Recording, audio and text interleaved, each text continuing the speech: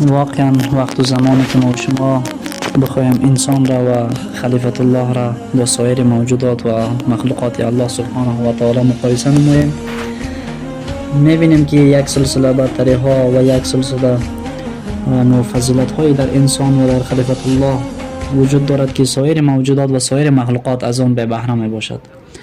به طور نمونه 5 برتری انسان را میخواهیم نسبت به سایر موجودات ارائه نماییم که اولین برتری انسان و اولین برتری خلیفت الله در این است که انسان یک موجود عمودی یعنی ایستاده است. ما شما اگر تمام موجودات زنده و تمام حیوانات و نباتات و چرنده و خزنده را اگر بخوایم با انسان مقایسه نماییم، میبینیم که هیچ نوع موجود زنده در روی کره زمین اما اسکلتش به طور عمودی نیست و ایستاده نمی باشه، یعنی ساختار افقی داره. اما میبینیم که تنها موجودی که عمودی است انسان است، که بعضی موجودات زنده دیگر است که به انسان شباهت دارد. مثلا کانگورو یک نوع حیوانی است که تقریبا ظاهرا میبینیم که اما قامت عمودی و ایستاده دارد، و یا مثلا پنگوئین که شباهت زیادی به انسان دارد، ولی باز هم اگر از نظر آناتومی و از نظر اسکلت و از نظر طبی مطالعه بکنیم میبینیم که باز هم آنها شکل افقی دارند. و این واقعا یکی از جمله برتری های عظیمی است که خداوند عزوجل به انسان داده است. مثلا به خاطر درک این موضوع که بدونیم که عمودی بودن انسان یعنی چی فایده داره، یعنی اگر ما افقی می بودیم چی میشد.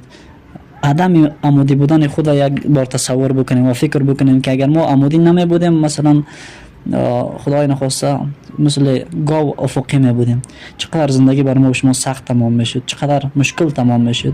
یا خدای نخواسته مثل مار به سینه راه می رفتیم، خزنده می بودیم.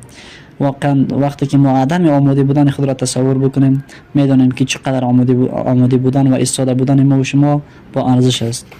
و دومین برتری انسان و خلیفت الله در این است که انسان تنها موجودی است که صاحب جوهر عقل می باشد. همان خداوند عزوجل در کلام الله مجید می فرماید: اعوذ بالله من الشیطان الرجیم و علم آدم الاسماء كلها.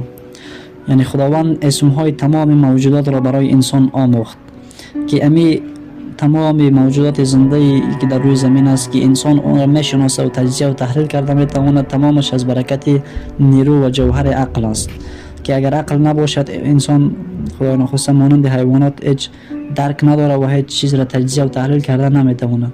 که این واقعا برتری بزرگی است که خداوند عزوجل برای انسان نصیب نموده است.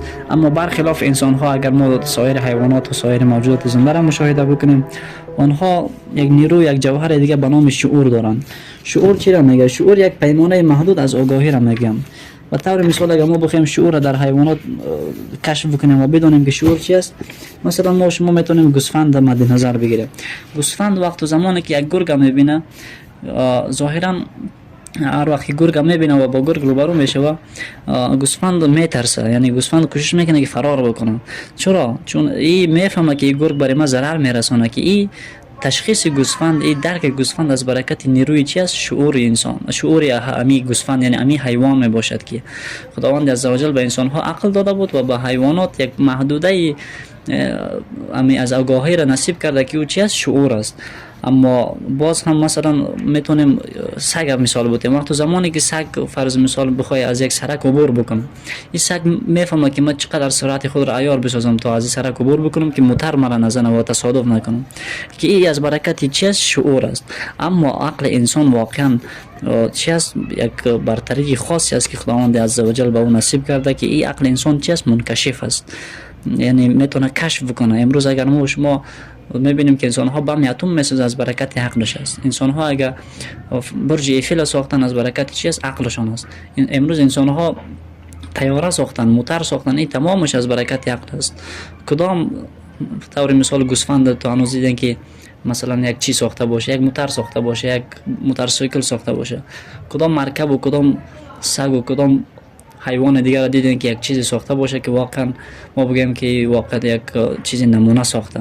اما ما ببینیم که تنها انسان است که موتر میسازه، طیاره میسازه و سایر تکنولوژی هایی که امروز ما و شما عملا در جهان امروز مشاهده میکنیم که این تمامش از برکت جوهر و نیرویی است که خداوند عزوجل به انسان به نام عقل نصیب نموده است.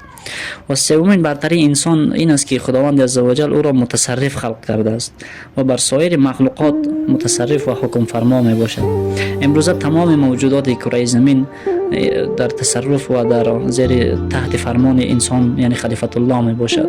امروز انسان میتونه که شیر با امو هیبت و با امو قدرت و با امو خطرناک بودنش رام بسازه و در باغ وحش بیاره نگهداریش بکنه.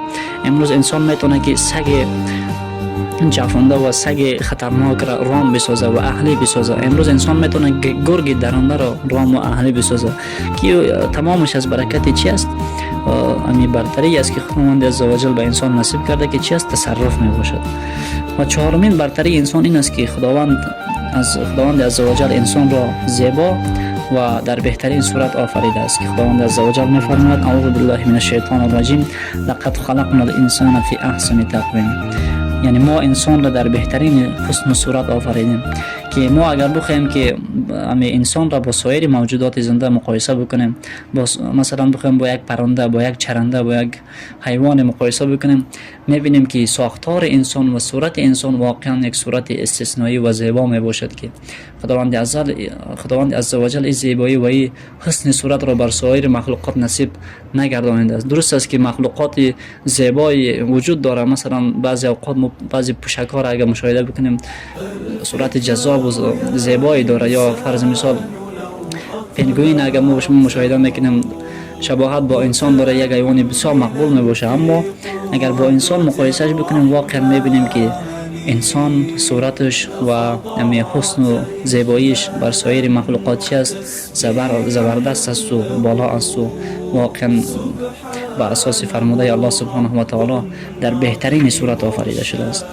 چهارمین برتری انسان این است که خداوند عزوجل انسان را و پنجمین برتری انسان این است که انسان روحی که در انسان موجود است یک روحی چی است؟ خاص است. چون ما شما میدانیم که تمام موجودات زنده و تمام حیواناتی که در روی کره زمین حرکت میکنند و زندگی میکنند به اساس و از برکت روحشان آنها زنده است که انسان هم از برکت روحش چی از زنده است و ادامه حیات میکنه و بالاخره زندگی خود را با پیش میبره.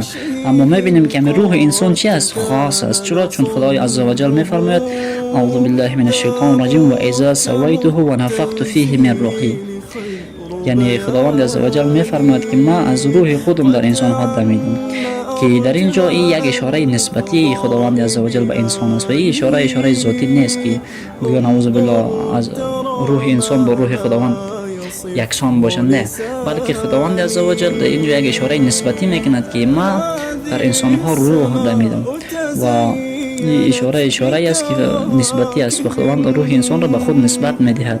اما بعضی اوقات مثلا بعضی کسان انتقاد میکنند، بعضی کفار و ملحد و مشرکین میگن که اگر روح انسان روح خداوندی است، از وقتی که انسان گناهکار در دوزخ میسوزد گویا نعوذ بالله روح خداوند سوخته باشد، که نه خیر، این اشاره نسبتی از ذاتی نیست که ما بگوییم که یعنی روح انسان نعوذ بالله با روح خداوند یکسان است. خداوند عزوجل از بس که به انسان عزت و کرامت بخشیده است میگوید که من روح انسان ها را به خود نسبت میدهم. چرا؟ ولقد کرمنا بنی آدم و حملناهم فی البر والبحر، ما انسان را بر سایر موجودات مکرم و معظم خلق نمودیم و بر بر و بحر یعنی در خشکی و در بحر ما آنها را چی کردیم؟ مستقر نمودیم.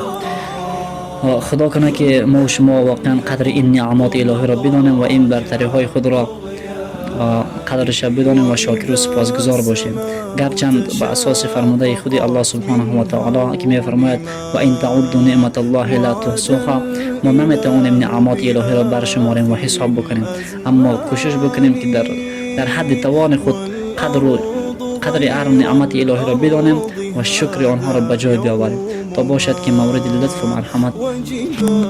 واقعا وقت و زمانی که ما شما